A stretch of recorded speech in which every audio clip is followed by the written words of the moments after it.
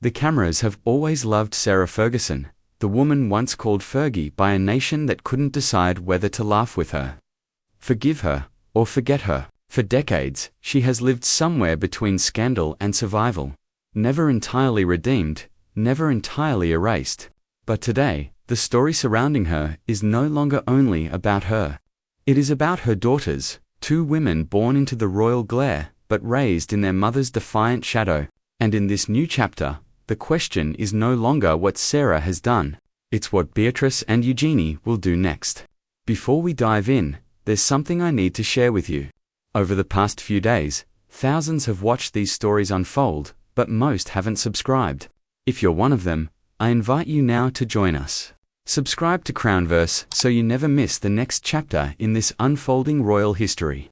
At first glance, the York family seems frozen in an old photograph. Beatrice and Eugenie, laughing beside their mother at a garden party. Their father hovering nearby, the four of them smiling despite everything. It looks like unity.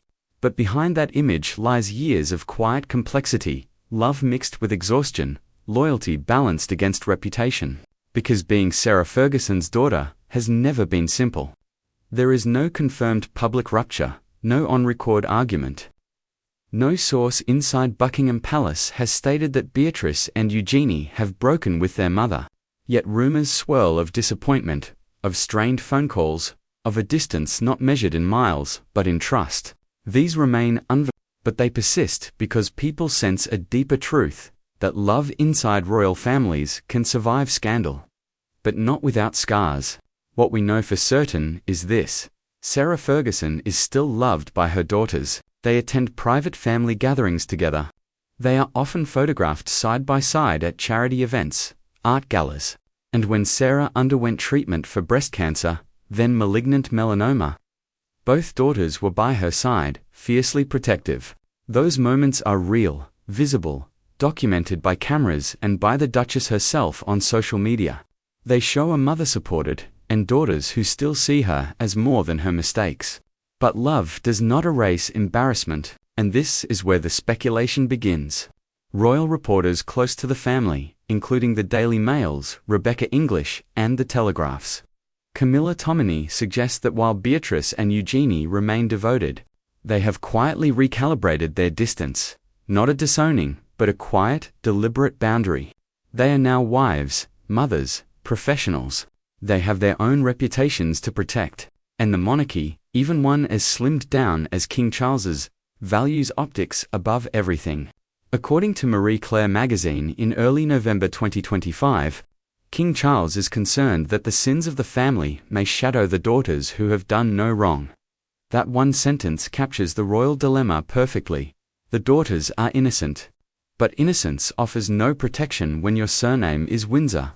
Beatrice Elizabeth Mary, born in 1988, has always been described as the thoughtful one, gentle, bookish, a dreamer who grew into a Eugenie Victoria Helena, born 2 years later, is the artist, expressive and unafraid to challenge convention. Together, they are the modern face of the York line, a blend of kindness, creativity, and quiet determination. They have carved lives beyond the palace, Beatrice in technology and education initiatives, Eugenie in the art world and humanitarian causes. Both are working mothers.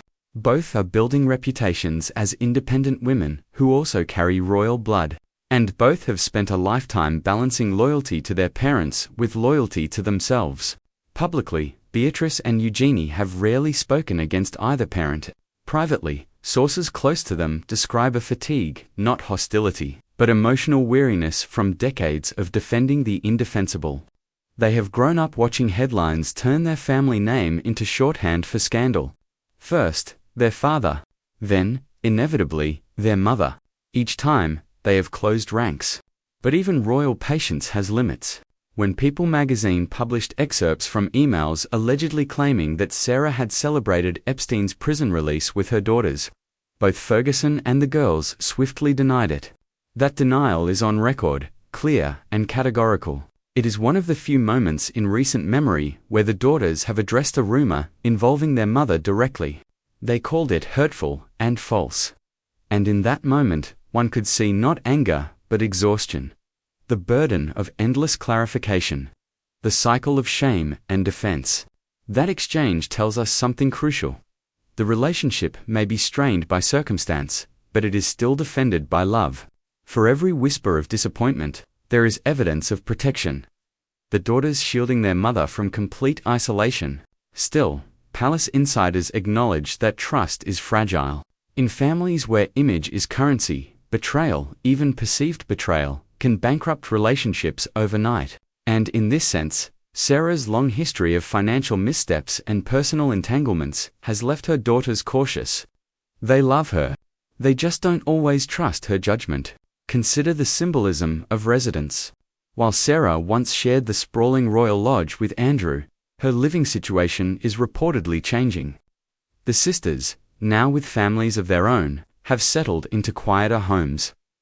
Beatrice with her husband, Edoardo Mapelli-Mazzi, Eugenie with Jack Brooksbank and their 2 sons. They no longer live under the same roof as their parents, nor the same shadow.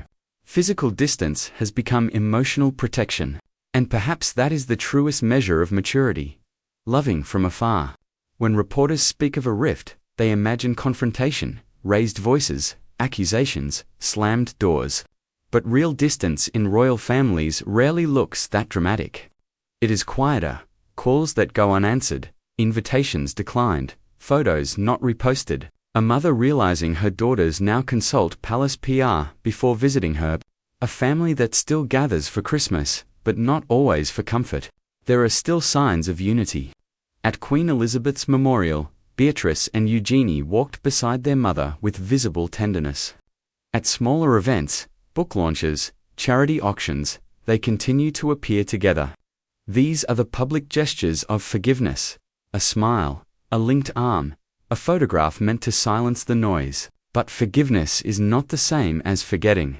The Times recently confirmed that King Charles intends to preserve the princesses' titles regardless of their parents' status. This is a quiet act of protection, a royal firewall. The king knows the daughters represent the branch of the family that must survive scandal intact. They are not working royals, but they embody the monarchy's ability to evolve, educated, relatable, without arrogance. In them, Charles sees what he wishes the Windsors could all become. Ordinary enough to be admired, extraordinary enough to endure. Yet he also knows they carry their mother's warmth and impulsiveness, qualities that have both charmed and endangered the family name. Among royal watchers, a question lingers. Could Beatrice or Eugenie ever step into official royal roles if the family continues to shrink? Public sympathy is high, especially for Eugenie, admired for her charity work against modern slavery. But the answer, for now, appears to be no. The king's strategy is to streamline, not expand, and their parents' reputations remain an obstacle. As one commentator put it, the York daughters are the right people in the wrong family. That irony defines them. They are both beneficiaries and victims of their lineage. Everything they have comes from the crown. Everything they have to lose comes from the same source. Sarah Ferguson herself has described motherhood as the only thing I truly got right. She said that years ago, when her daughters were still teenagers, long before this latest round of controversies. And perhaps she meant it. Because for all her missteps, she has raised to women the public admires.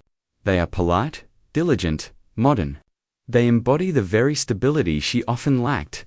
It is one of the quiet paradoxes of her life, that the Duchess, who could not manage her own public image, somehow succeeded in preparing her daughters for theirs. Today, Sarah's tone in interviews is subdued, almost penitential. She talks more about reflection, less about reinvention. Her Instagram, once filled with bright optimism, now carries subtle restraint, gratitude for family dinners, photos of her dogs, gentle humor. When Beatrice and Eugenie appear, it's usually in private posts, not press releases. There's affection there still, but also discretion. Some royal correspondents argue that the notion of a complete collapse between mother and daughters is media overreach, the product of fatigue with a scandal-weary monarchy.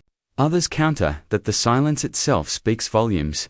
Once, Sarah could count on her daughters to defend her in public. Lately, they've said nothing at all. No tweets, No interviews, no statements of solidarity. Just quiet. And silence, in the royal world, is rarely empty. It's policy. It's survival. Yet it's also love, the kind that chooses not to add fuel to fire. Perhaps the daughters have learned that the best way to protect their mother now is to stop speaking for her.